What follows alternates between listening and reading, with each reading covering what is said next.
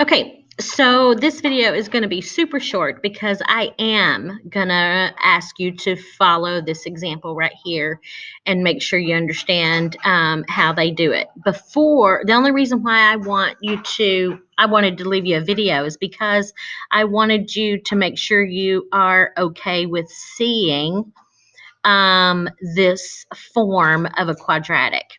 We're going to be working with this quadratic a lot. One of the videos that I had pulled from YouTube talks about, it's going to give you the process to get a problem that is in standard form into that form. Okay. And so I just wanted to make sure that you know that this is a particular form. It's called this form right here is, let me get something to write with. This right here, we call it, there's a couple of names for it. Most often it's going to be called the vertex form of a quadratic. And all we do is we just take that standard form and rearrange it. Why are we going to rearrange it? Because this is in the form that we need to be able to see all those transformations that we learned before. This is our parent function, right? And so this number right here, which is inside the squaring, that means it's going to shift our parabola left and right. This is going to shift it up and down. This is going to cause a vertical stretch. No, that's not the lesson this time, but that's why we want it in this form, is because in this form, we see different things than we see when it's in standard form. So it's called vertex form when it's in a times x minus h squared plus k.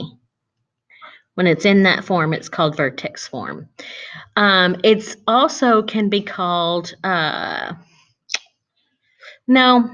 really the best name for it. It's in vertex form. When it's in vertex form, you can solve it by following this process. Isolate the squared term by getting rid of this number out here and then getting rid of the coefficient, then getting rid of the square. So follow that problem and then try those problems down at the bottom. Make sure you know how to do those. I will probably, work those out and put them on It's Learning for you to check and make sure that you did them right. But the process that we go from standard form to this form right here is called completing the square. And that's what that last video is. So again, I'm going to work these problems down here. I'll put my work on It's Learning so that you can check to make sure you did it right. But again, you try it first and then watch the third video that I have titled, it's from YouTube, it's not me, it's over completing the square, and then you'll be able to do your homework, which is this part right here. Again, look for your homework on the actual homework assignment on It's Learning. Okay, good luck.